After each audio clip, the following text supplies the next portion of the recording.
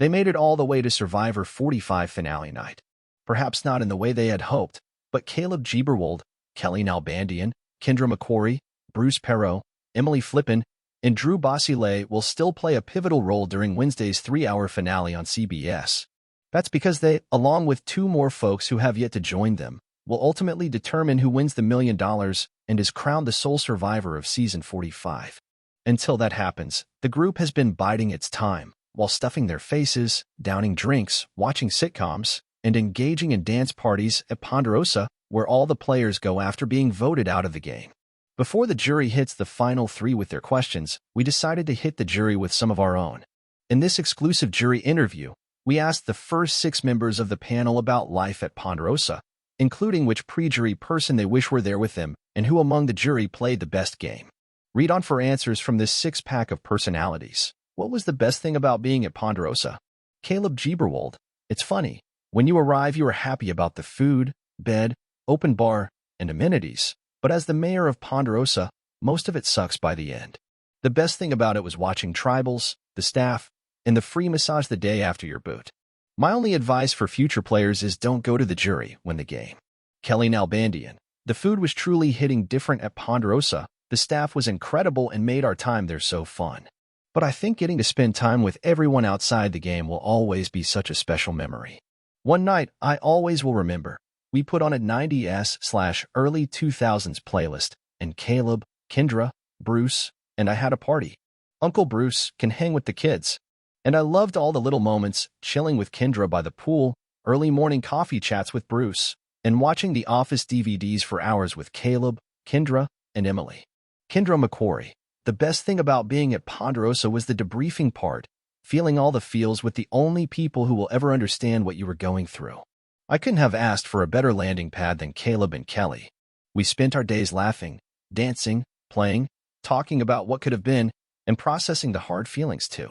A close second favorite part was Caleb's power rankings and game analysis every morning following Tribal Council.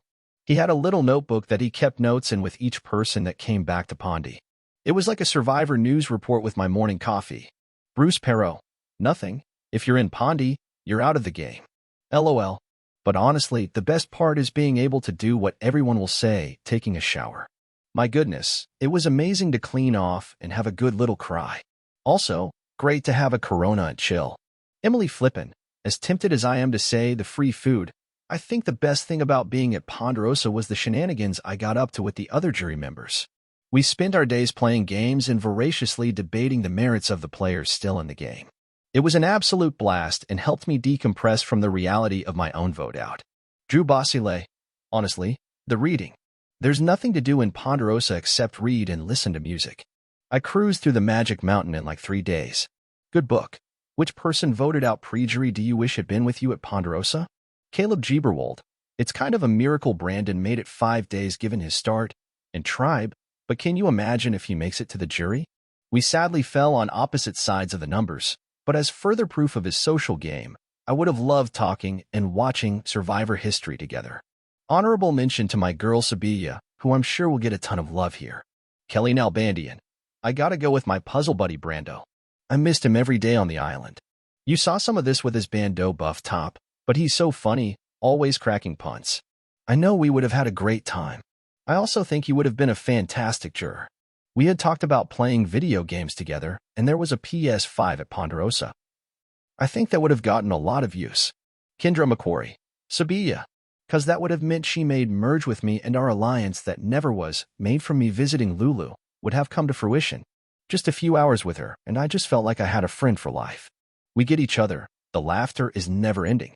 Bruce Perot. I would say Hannah and Brando. Hannah, because I have heard that she was so funny, and I needed a laugh in Pondy.